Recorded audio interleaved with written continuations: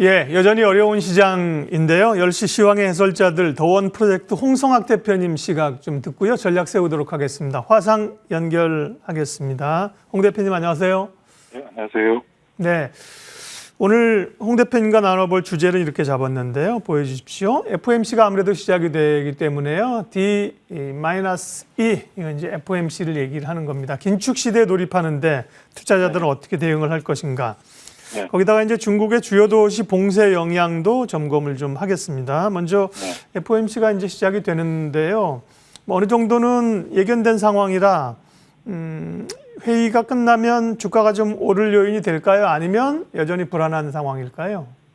지금 세상 모든 분들, 주식시장에 있는 분들, 자본시장에 있는 분들이 이목이 집중되어 있는 날이라고 할 수 있는데, 사실 최근 한 3년 동안 있어서 금리가 계속 인하됐던 상황에서 첫 번째 금리가 인상되는 시기지 않습니까?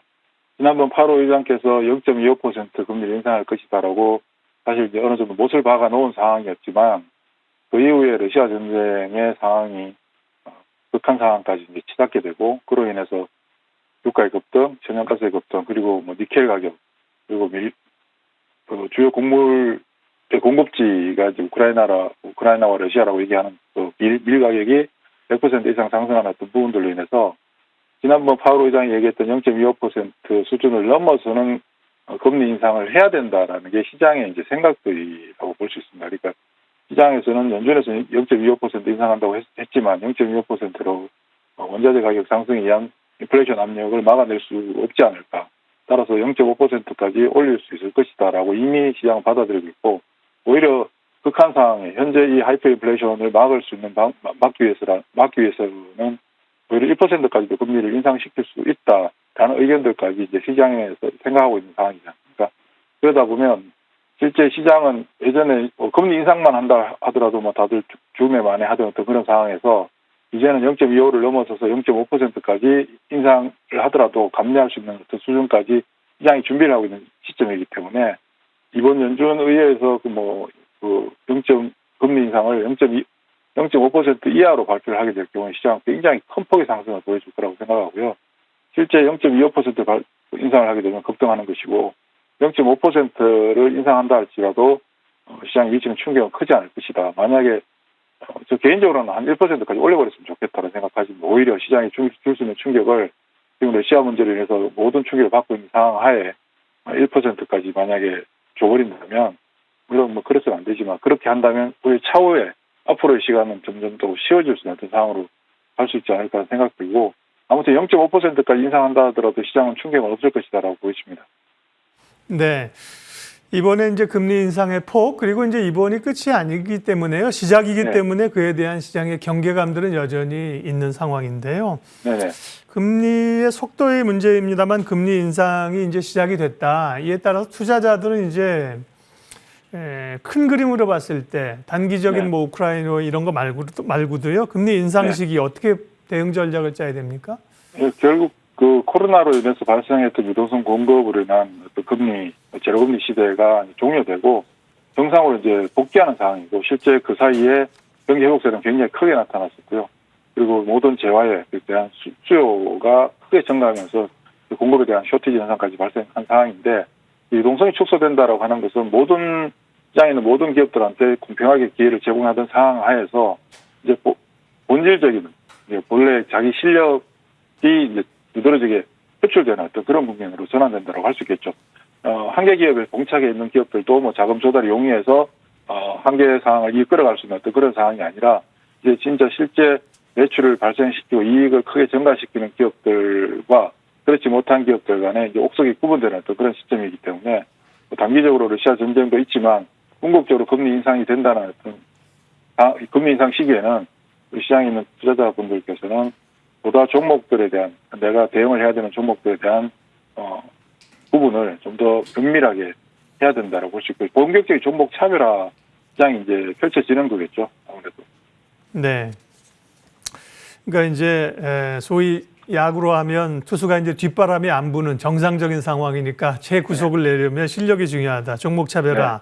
그러니까 결국 이제 성장주냐 가치주냐의 논쟁이 아니라 이 상황을 버텨내면서 돈 잡을 수 있는 기업이 어디냐 이걸 찾아야 된다는 거죠. 그렇죠. 예.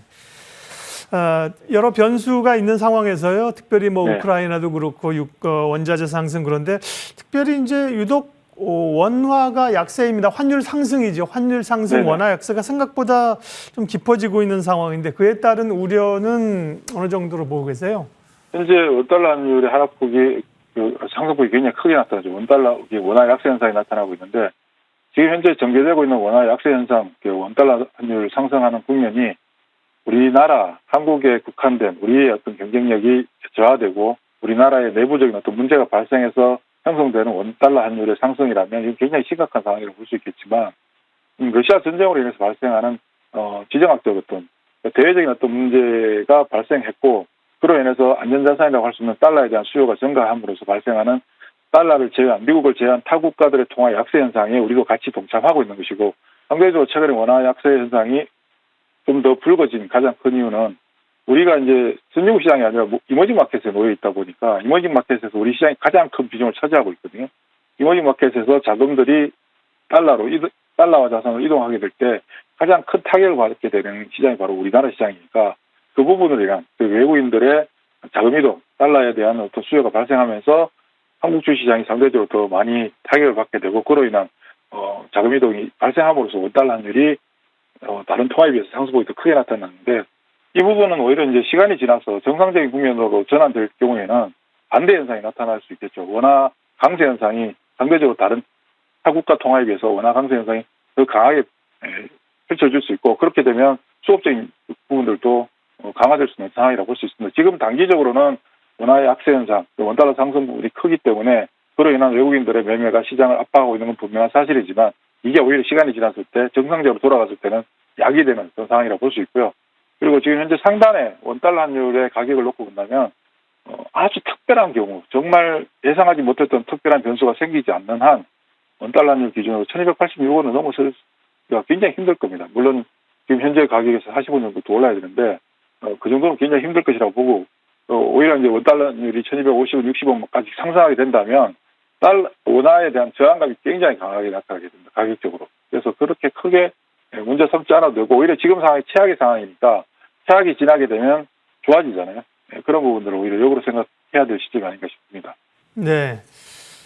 우리 달러 원 환율이야말로 뭐 우리 변수라기보다는 대외 변수에 의해서 요인이 있기 때문에요. 과한 측면이 있다. 정상으로 돌아올 때는 매우 빠르게 돌아올 수 있다는 말씀을 해주셨고요. 네네. 중국 얘기를 좀 해야겠습니다. 중국은 여러 좀 기대감들이 좀 있었는데 주요 도시들을 다시 봉쇄하면서 특별히 이제 센첸 같은 경우는 선전 같은 경우는 중요하기 때문에요. 네네. 애플의 공급망이 타격을 받고 이게 미국 증시 기술주 우리 시장 IT 섹터에 미칠 걱정이 좀 되긴 하는데 영향력 어떻게 보세요? 지금 현재 코로나가 중국에서 시작했고 거의 전 세계적으로 이제 확산돼서 거의 이제 다들 인정해주고 치명적인 어떤 부분들도 완화되고 이제 거의 마무리되어가는 그런 시점 하에서 중국이 다시 봉쇄를 한다라고 하는 게 이제 굉장히 정신적인 어떤 부분들에 대한 타격도 크고 실질적으로 전 세계에서 중국에서 생산하는 어떤 그런 어떤 부분들이 일종의 공장 역할을 하고 있는 굉장히 중요한 시점에서 발생하는 부분들이 최근에 기술주의 하락을 가져오는 건 매우 정상적인 현상들이겠죠. 그러나 우리 시장도 그에 대한 어떤 타격을 받고 있는 것이고 문제는 현재 우리가 저희가 코로나에 대해서 잘 알지는 못하지만 코로나 바이러스의 강도가 이전보다는 현저히 많이 줄어들고 있는 부분들이 분명하게 있는 사실이기 때문에 이 부분들은 어차피 결국은 시간이 문제 아닌가. 회복되는 어떤 과정이 정상적으로 진행됐을 때 시간이 만약에 지금부터 1이라면 이 부분으로 해서 1.5 정도 늘어나는 부분, 이 부분으로 인한 어떤 시간적인 소요가 좀 더 필요한 어떤 부분, 그 부분은 우리가 우리 힘으로 어떻게 할 수 있는 사항들이 아니기 때문에 우리가 어떻게 할 수 있는 상황이라면 방법을 찾을 수 있겠지만 우리 손을 넘어서서 중국에서 결정한 부분이니까 그 부분에 대한 어떤 반응은 우리도 기다려줄 수밖에 없는 그런 상황이라고 보입니다. 네.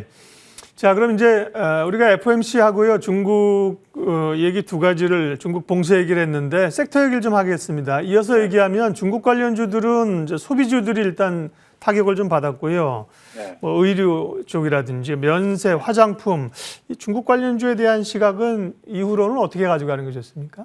이번에 이제 코로나가 완화되면서 소위 이제 리오퍼닝이라 그래서 시장에서 어느 정도 각광을 받는 어떤 모습들을 보여줬는데 그 중에는 이제 대표적으로 중국 대중국 소비재라고 할 수 있는 이제 화장품이 상대적으로 강한 반등을 보여줬었죠. 우리 그 중국과 관련해서 우리가 뭐 크게 생각해 볼 수 있는 게 엔터테인먼트 그리고 이제 여행, 항공보다는 이제 여행주가 좀 크겠죠. 그리고 화장품이 사실 가장 큰데 문제는 뭐냐면 리오프닝이라고 해서 굉장히 기대를 많이 했었지만 코로나로 인해서 깊은 타격을 받고 나서 내상을 입은 상태에서 회복하는 과정에 기저효과가 발생하는 거겠죠. 문제는 이제 기저효과 이후에 금리가 인상되는 시기니까 단순히 기저효과에 의해서만 주가의 리레이팅을 가져올 수 있는 모멘텀이 되느냐라고 본다면 그건 좀 부족한 상황이고요.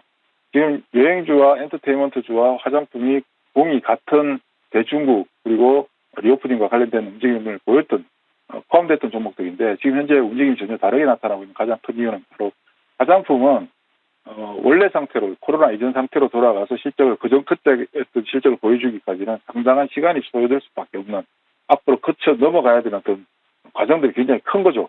반면에 여행주나 엔터테인먼트 같은 경우는 지금 즉각적으로 현금을 창출할 수 있는 어떤 상황들이 만들어지고 있고 공연을 통해서 온라인 공연도 마찬가지고요. 그리고 여행주들은 지금 이제 그 경기 자체도 뭐 출국 입국 시에 뭐 경기도 해제되는 어떤 상황이니까 항공주들 표가 없어서 못 팔고 있고 여행사들 뭐 상품들을 지금 불티나게 팔리고 있는 상황이니까 화장품과는 좀 전혀 다르겠죠. 그래서 대중국 소비의 대표적인 종목들은 화장품이지만 화장품은 본격적인 실적에 전이되는 어떤 현상들까지는 시간이 상당히 소요되는 부분들을 감안한다면 아직까지 화장품에 대한 접근은 조금 두고 봐야 된다. 반면에 여행주와 엔터테인먼트 같은 경우는 보다 적극적으로 대응을 해야 되는 그런 시점이라고 보입니다. 예, 뭐 중국 관련주이기도 하고 리오프닝이기도 한데요. 여행이나 엔터주를 좀 더 유리한 상황으로 보셨고요. 네네. IT하고 반도체 얘기 좀 하겠습니다. 반도체에 대한 기대감도 있고요. 뭐 IT도 IT 하드웨어 같은 경우는 여전히 시장의 중심이 서 있지 않습니까? 좀 그렇죠. 주목해서 볼 만한 기업들은요. 지금 전반적으로 아까 말씀하셨듯이 중국 선전 문제로 인해서 생산에 차질이 발생하고 있고 그로 인해서 해외 시장에서도 반도체 관련된 종목들 특히 마이크론 테크놀로지의 하락폭이 최근에 70불대 하단을 기록하고 나서 90불대까지 상승했다가 이번에 70불이 깨지는 어떤 그런 모습들을 보여줬고요. 이 부분이 이제 팹리스 업체들이지만 엔비디아나 AMD나 퀄컴이나 이런 기업들의 주가도 굉장히 큰 타격을 받고 있는 상황이기 때문에 단순히 그런 부분들을 넘어서서 우리나라 반도체 기업들이 상대적으로 더 우월한 모습을 보여줄 것이다 라고 생각할 수는 없는 것이고 특히 우리나라 반도체 기업들이 시가총액에서 차지하는 비중이 가장 큰 상태이고 러시아 문제로 인해서 외국인들이 패시브 자금들이 빠져나가는 과정 속에서 가장 우선적으로 타격을 받는 종목들이 반도체에 해당되기 때문에 어차피 시간은 필요할 것이라고 볼 수밖에 없고요. 다만 이쪽의 업황 자체는 굉장히 나쁘지는 않은 상황이거든요. 업황은 굉장히 좋은 상황이고 그리고 지금 반도체 후공정과 관련해서 후공정 장비주들 그다음에 후공 테스트 장비들 그리고 PCB 쪽 이런 쪽은 지금 현재 물건이 없어서 못 팔고 있는 그런 상황들이 펼쳐지고 있기 때문에 문제는 이들 종목들의 지분에 대한 포지셔닝이 굉장히 다각화되어 있는 상황이어서 특히 외생 변수가 발생해서 패시브 쪽 자금들이 움직일 때 가장 우선적으로 타격을 받는 쪽이기도 합니다. 그래서 지금 시장 단순히 반도체 업종이나 IT 업종에 국한된 부분이 아니라 시장 전체에 대한 자금이 이동이 왔다 갔다 하는 국면에서는 영향을 받을 수밖에 없고 제한적인 상황일 수밖에 없는 그런 상황이라고 할 수 있습니다만 문제는 반도체 쪽이 시장을 전면적으로 이끌어가는 주도주의 역할은 하지 못할 것이나 시장을 지켜주는 안전판 역할을 하게 되는 대표적인 종목군이라고 볼 수 있고 이쪽에서 종목들 접근한다면 아무래도 SK하이닉스가 삼성전자보다는 좀 유리한 그 상황이라고 볼 수 있고요. 그리고 지금 공급 자체가 근원적으로 부족한 상황이고 물론 생산 캐파를 늘리지 못했지만 공량 가동률이 거의 100%에 도달해서 계속 가고 있는 EBIT 같은 경우는 시장이 조금만 안정된다면 가격 리레이팅이 빠르게 나타날 수 있겠죠. 그런 측면에서 접근하는 게 좋지 않을까 싶습니다. 네, 반도체 IT 얘기까지 했습니다. 오늘 시황의 해설자들 더원 프로젝트 홍성학 대표님 함께했습니다. 이 내용은 머니투데이 방송 유튜브 홍성학의 장중일기에서 다시 보실 수 있습니다. 홍 대표님 잘 들었습니다. 고맙습니다.